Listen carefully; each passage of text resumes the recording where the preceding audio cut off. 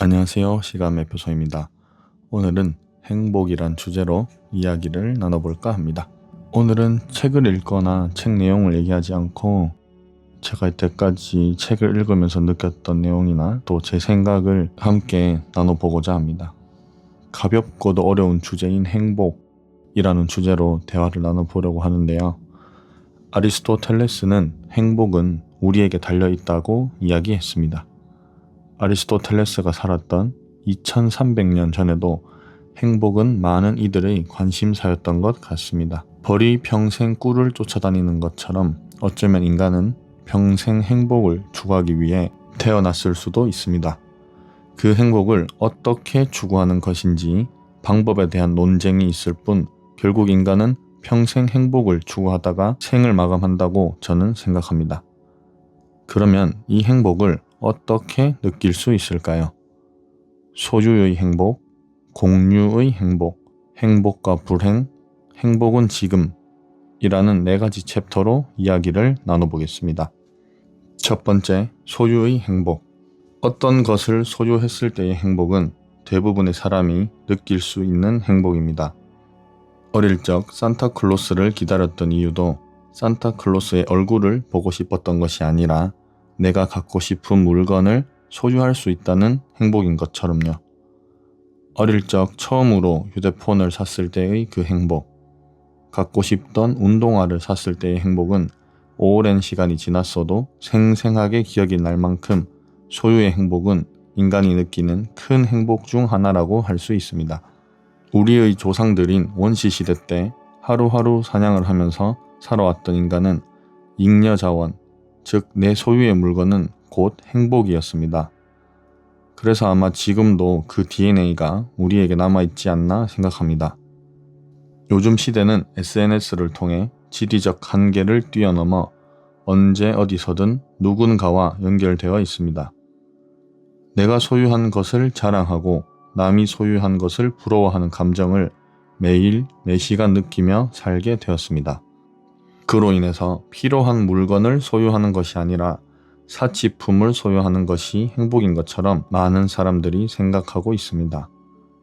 그런 심리를 이용해서 기업들은 더 많은 물건을 팔 수 있게 되었고 더 많은 돈을 벌어들이게 되었습니다.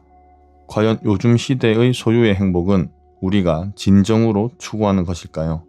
우리가 소유의 행복을 느끼도록 누군가가 사회적 분위기를 만든 것은 아닐까요?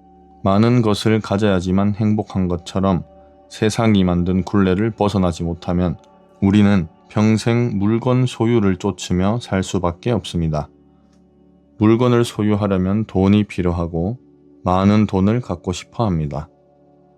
돈이 많으면 많을수록 좋을 것 같지만 자기 그릇보다 많은 돈이 생겼을 때 인간의 악한 본성이 나타나게 되고 이를 참지 못하고 범죄를 저지르거나 스스로 자기의 목숨을 끊는 등 오히려 실패한 인생을 사는 부자들을 뉴스에서 자주 접하곤 합니다. 이런 사례들을 접할 때면 자기의 그릇을 키워야 된다는 말이 이해가 되었습니다. 자기 돈그릇보다 큰 돈으로 인생 자체가 무너진 사례를 하나 말씀드리겠습니다. 2013년 17세였던 영국의 한 청소년 제인 파크는 인생 첫 복권 구매로 복권이 당첨되어 약 100만 파운드, 당시 16억 원을 받았습니다. 하루아침에 거액이 생기자 화려한 집과 명품, 비싼 자동차에 돈을 썼고 사치스러운 삶을 살았습니다. 제인 파크는 결국 파산에 이르렀고 4년 뒤인 2017년에는 복권 회사를 상대로 소송을 걸었습니다. 어린 나이인 청소년에게 거액의 복권을 판매한 것이 무책임하다는 이유였습니다. 어린 제인에게 16억 원의 돈은 자기 그릇에 맞지 않는 큰 돈이었던 것이죠.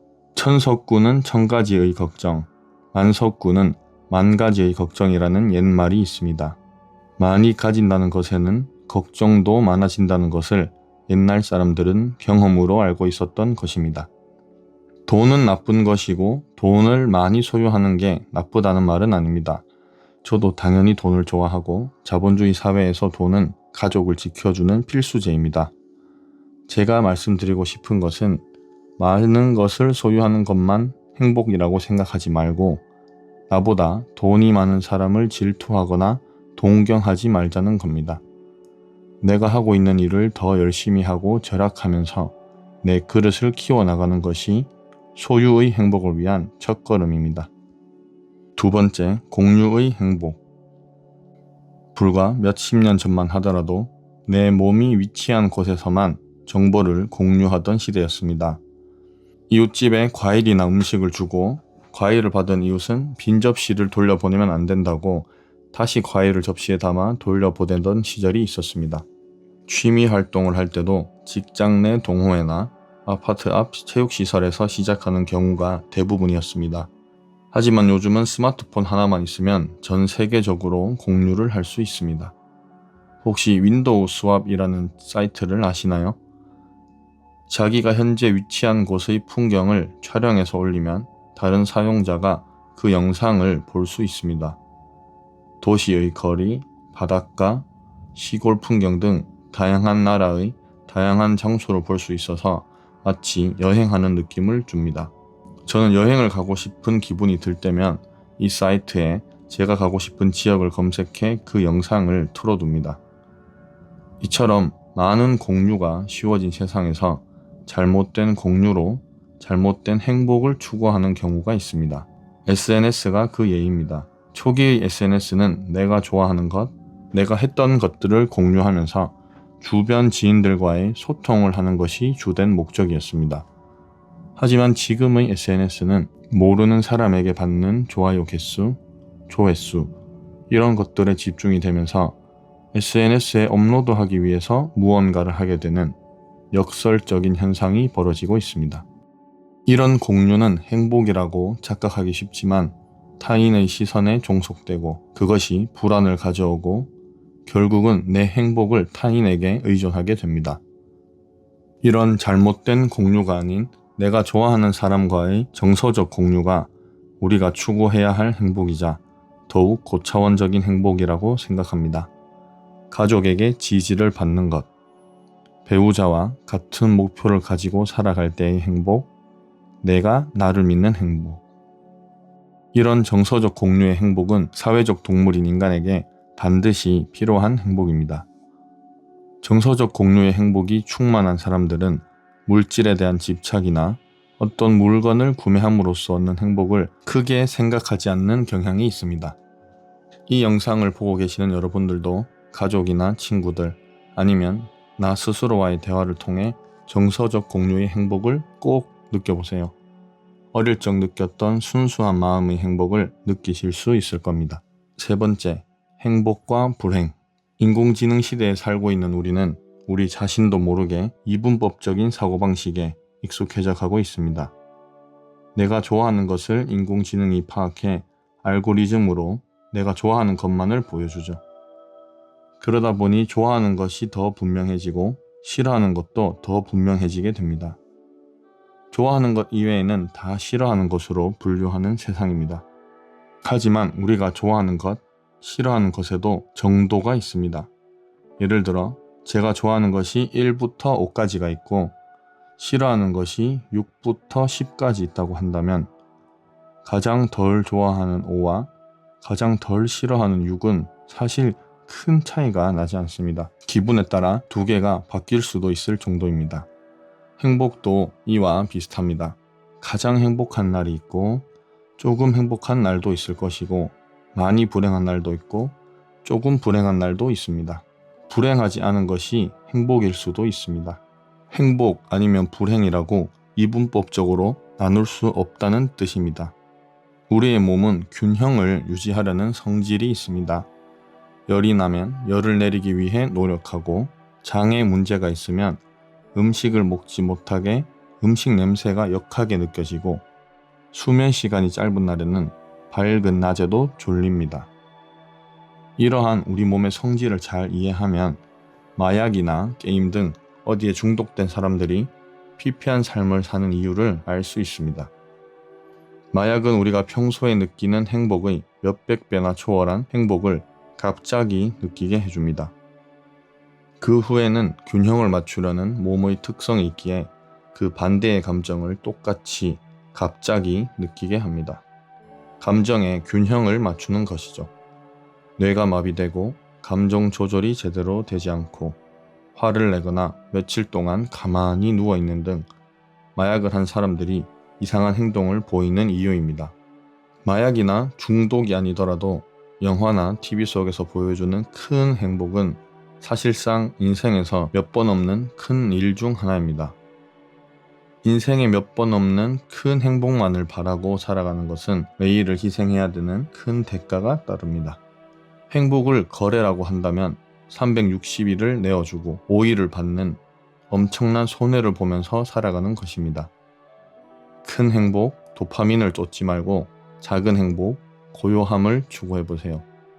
운동도 가벼운 산책을 하시고 누군가의 조언이 필요하다면 자극적인 영상 대신 책을 읽어보세요. 그렇게 천천히 우리의 감정 기복이 줄어들게 됩니다. 감정 기복이 심하지 않으니 충동적인 행동을 하지 않게 되고 술에 의존하는 시간이 줄어들고 사유하는 시간이 늘어나게 됩니다. 어떤 일이 있어서 행복한 게 아니라 무탈한 하루에 행복해하는 마음을 가질 수 있습니다. 네 번째, 행복은 지금.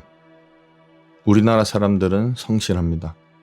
전쟁을 겪은 나라가 이렇게 빨리 성장할 수 있었던 이유는 국민들의 성실함 덕분이죠. 이 성실함이 현재 사회적 갈등을 일으키고 있다는 사실을 알고 계시나요? 50살이 넘은 부장님과 20대 신입사원이 회사에서 함께 일을 합니다. 부장님은 출근 시간 30분 전에 회사에 도착해서 업무 준비를 합니다. 신입사원은 5분 전에 도착합니다. 부장님은 이를 탐탁치 않아 합니다. 회사를 사랑하지 않은 것 같고 성실하지 않게 보이기 때문이죠. 하지만 직접적으로 말은 할 수 없으니 요새 애들은 왜 그러냐고 40대 과장에게 이야기합니다. 신입사원도 부장님이 자기를 탐탁지 않아 하는 것을 알고 있습니다. 하지만 타당한 이유가 있습니다. 지각한 것도 아니고 업무 시간의 일은 부장님보다 더 많이 합니다. 야근 없이 정시 퇴근 후에는 이직 준비를 하거나 부업으로 다른 일을 합니다. 많은 회사에서 이러한 갈등이 있습니다. 소위 MZ세대라고 일컫는 세대들과 기성세대 간의 갈등. 그 갈등에 여러 원인이 있겠지만 그 이유는 성실함, 즉 행복에 대한 생각 차이라고 생각합니다.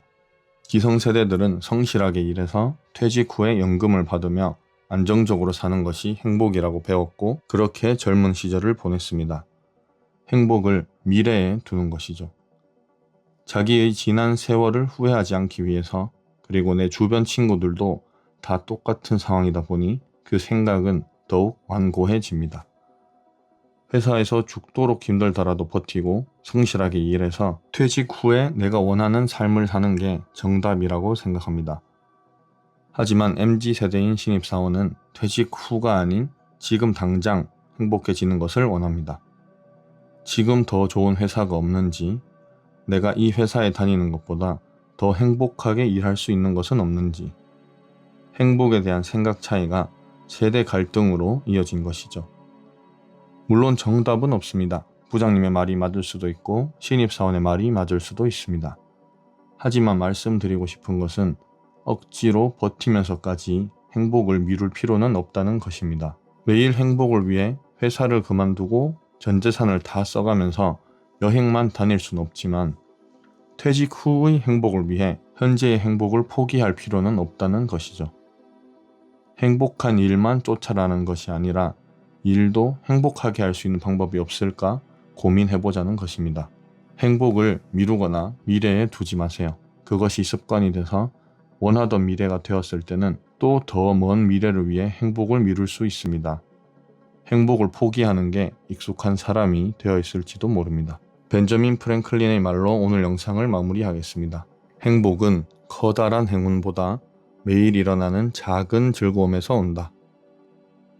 감사합니다. 시간매표소였습니다. 여러분들께 감동을 줄 수 있는 영상으로 또 찾아뵙겠습니다.